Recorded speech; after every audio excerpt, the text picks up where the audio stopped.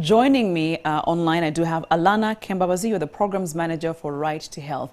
Good evening and welcome to NTV Tonight, Alana. Thank you, Flavia. Actually, I'm a program manager for the Right to Health initiative at the Initiative for Social and Economic Right. Yes, thank you for the And I'm clarity. glad to be here. And I'm glad you're having this very important discussion right now. Yes, so we've just listened to those top three stories, which are pretty much wide here and there for the health sector in Uganda. And I wanted to start with just what that is, right to health. With every right comes a responsibility. So perhaps you can enlighten us on the responsibility on me, who would be the patient, and where I'm accessing the health care.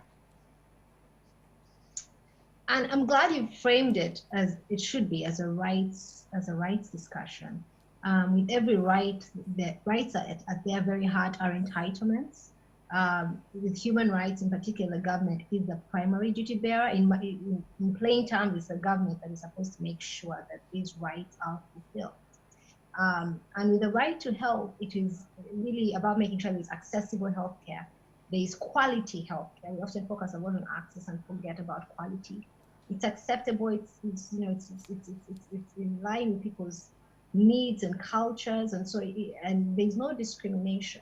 A rights-based approach recognizes that certain people face additional hurdles to be able to get healthcare, and you have to do a little bit more to help them out, particularly the poor, vulnerable groups. Women are some of the vulnerable groups that have really come through, persons with disability. And just reflecting on what has been said, particularly the Zambia case, I'll start with that. For any private facility, we don't care if you're saying the cost of drugs, all of this, it is illegal, plainly illegal, to detain someone in an ungazetted area. It will not help you. You will not recoup that money. And we've had crazy stories. I remember in Kenya, I think it was last year, where people actually had to provide some, sexual services to the healthcare workers able to earn their way out of this. They work, they do all kinds It's of things. It's appalling, just completely Alana, just illegal. to And this cut you happened there. during COVID. Yes, Alana, but let's see it on both ends of the spectrum. Obviously, you said it's illegal to detain a patient beyond the times, even if it's a case of I have not paid my bill. Some will claim it's business. What do you say to that? And that's the thing. Healthcare will never be just business. If you're thinking of healthcare as business, as just business and that's it, things like healthcare and education are also rights, and we cannot forget that. They're not things you just trade in a marketplace. This woman comes to this facility. At the point she is coming, maybe she thinks, and we need to get the details here, but I don't even think it matters because she comes here for something and it quickly evolves, right? It quickly becomes she needs to get a C-section. You look at this story, the mother is selling her livestock and begging. She's put some money down. She's begging to find a way to get out. And it's just like, no, sorry, you have to recoup my money. When people come, a lot of these situations where detention happens, you're essentially penalizing poverty. Like people come and it's an emergency, and by the way, and to be very clear, access to emergency care is a right. So whether or not you're private or public, you're supposed to be able to give emergency medical care.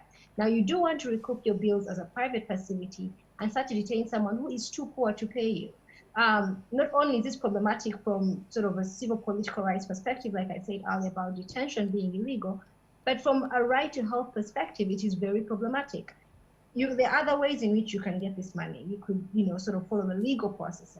But getting back to health and to the discussion right here, which I think people tend to forget when I say this is a public good, there has to be, first of all, government coming in very strongly and ensuring that there's a strong public health system, one that has access and quality, so that people are able to get there. We're supposed to be having a health facility within 5 kilometers. They have not met that. As a result of these failures, you see people rushing to the nearest facility, which could provide the care they needed at that time. Maybe they need a C-section, they need to get to a hospital, and this is the closest that can do this. And people run there and they're not able to pay, right? So the government has to invest in public health care. But even when you're a private facility, you don't just, operate anyhow, because again, like I said, healthcare is a right. Government is supposed to regulate, and they've been clear about this. They've said things like detentions are not going to be allowed. We've had a whole host of private facilities acting like it's business as usual, raising fees and chucking in all kinds of procedures. again, we get back the fact that this should be a right, and we need to really regulate the private sector when they come in. When you come into this space, unlike someone who is selling clothes on the market, you have to be cognizant that this is an area where there are certain obligations you will have. I gave an example of access to emergency care being a right. Okay. And we also have to think about who is most affected by all this detention. Yes. It is not me who is able to, who works afford it and has a relatively well-paying job. It is the poor. It is someone who is choosing between selling their livestock. This person was there since March, right? Does it in any way, benefit us as a country if we don't address the fact that we are not delivering on healthcare for the most vulnerable? Thank you so much, right? And Alana. we need to start having these discussions.